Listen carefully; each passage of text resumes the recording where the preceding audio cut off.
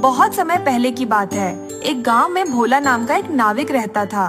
भोला के पास एक छोटी सी नाव थी। नाव पुरानी होने के कारण उसके पास ज्यादा ग्राहक नहीं आते थे, जिस वजह से उसकी आमदनी बहुत कम थी और उसके परिवार का गुजारा बड़ी मुश्किल से होता था। फिर भी वह हर घड़ी यही कहता, सब लक्ष्मी नारायण की कृपा है। सभी लोग उसका मजाक उड़ाया करते थे। कैसे हो भोला भाई? सब लक्ष्मी नारायण की कृपा है।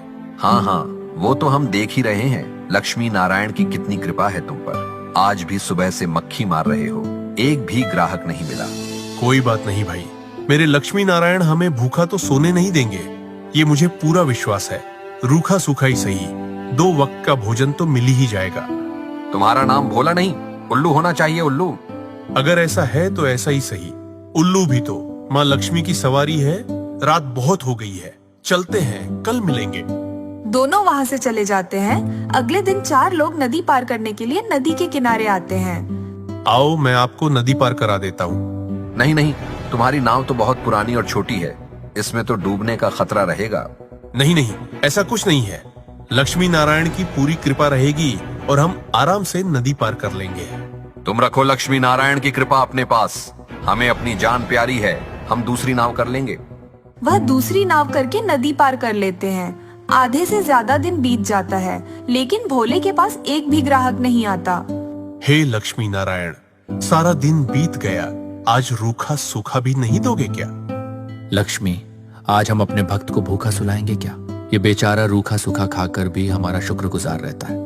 स्वामी, मैं आज इसकी परीक्षा लेना चाहती हूँ।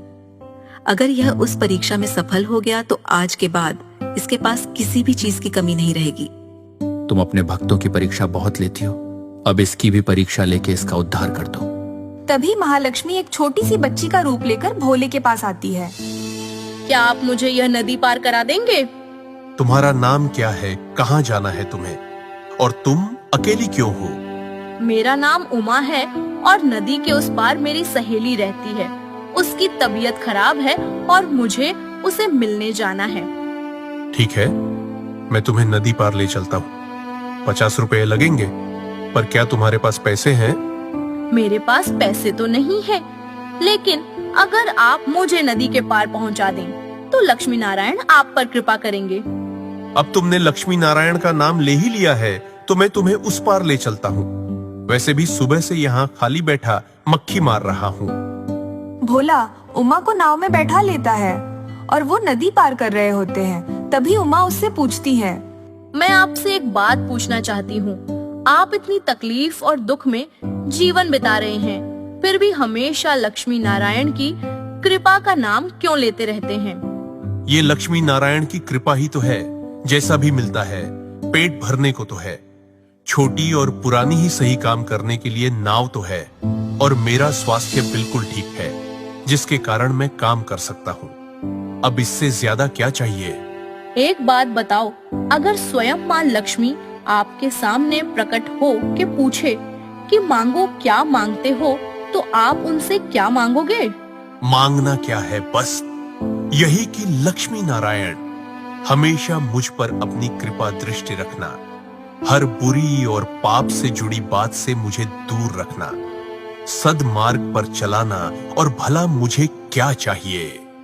तभी वह बच्ची माँ लक्ष्मी का रूप धारण कर लेती है और कहती है, मैं तुम्हारी सच्ची श्रद्धा, आस्था और विश्वास से बहुत खुश हूँ। रूखा सूखा खाकर भी तुमने हमेशा मेरा और नारायण का शुक्र किया है। आज मैं तुम्हें वरदान देती हूँ कि आज के बाद तुम्हें किसी भी चीज की कोई कमी नहीं रहेगी। माँ, मुझे आपके दर्शन मात्र से सब कुछ मिल गया, अब मुझे कुछ नहीं चाहिए। तभी माँ लक्ष्मी वहाँ से अंतर ध्यान हो जाती है और भोला की टूटी फूटी नाव नई और सुंदर हो जाती है, जिससे भोला के पास खूब ग्राहक आने लगते हैं और भोला एक सुखी और संपन्न जीवन बिताने लगता है।